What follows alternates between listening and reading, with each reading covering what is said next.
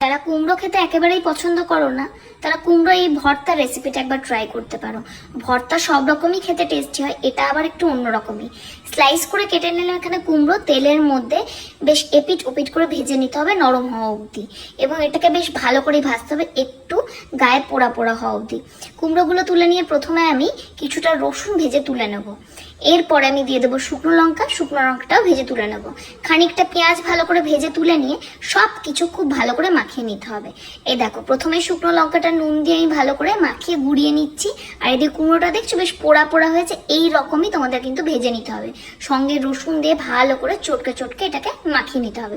কুমড়ো আমার মাখা হয়ে গেলে পরে আমি এর মধ্যে অ্যাড করব কিছুটা ভাজা পেঁয়াজ, সঙ্গে দিয়ে দেবো ধনে পাতা। ধনে পাতাটা অপশনাল, দিতেও পারো নাও দিতে পারো। ব্যাস সবকিছু মাখিয়ে পরিবেশন করলে আমাদের কুমড়োর ভর্তা একদম রেডি। গরম ভাতে জাস্ট ফাটাফাটি।